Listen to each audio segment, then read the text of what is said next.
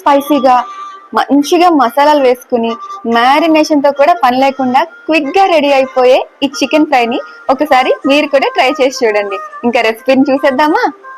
First అయితే oil వేసుకుని oil ని బాగా హీట్ చేసేసుకోవాలి.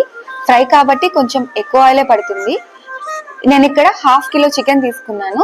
ఈ చికెన్ పీసెస్ అన్నిటిని కూడా మూత పెట్టకుండా హై ఫ్లేమ్ లో కలుపుతూ ఒక 5 మినిట్స్ పాటు ఫ్రై చేసేసుకోవాలి.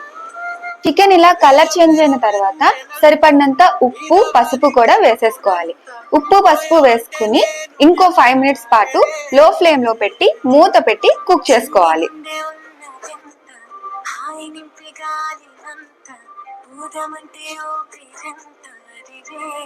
ఇప్పుడు ఈ చికెన్ లో సన్నగా తరిగిన ఒక ఆనియన్, అప్పుడే ఫ్రెష్ గా దంచి పెట్టేసుకున్న అల్లం వెల్లుల్లి కూడా వేసుకుని కలిపేసుకోవాలి. ఇప్పుడు ఈ ఆనియన్స్ నుంచి రిలీజ్ అయిన వాటరే చికెన్ కి సరిపోతుంది. ఆనియన్స్ కూడా చికెన్ తో కలిసి బాగా ఫ్రై అయిపోయిన తర్వాత సరిపడినంత కారం అలాగే గరం మసాలా పౌడర్ ని కూడా వేసుకుని ఇంకో 5 మినిట్స్ పాటు మూత పెట్టి ఫ్రై చేసుకోవాలి.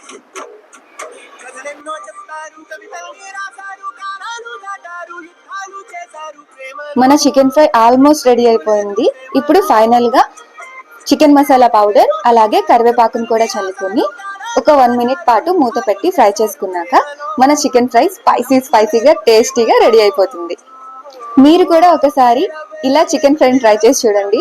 టేస్ట్ అయితే చాలా బాగుంటుంది. చూసారు కదా, ముక్క కూడా ఎంతో చక్కగా కుక్ అయిపోయింది. వీడియో కనుక నచ్చినట్లయితే లైక్ చేయండి.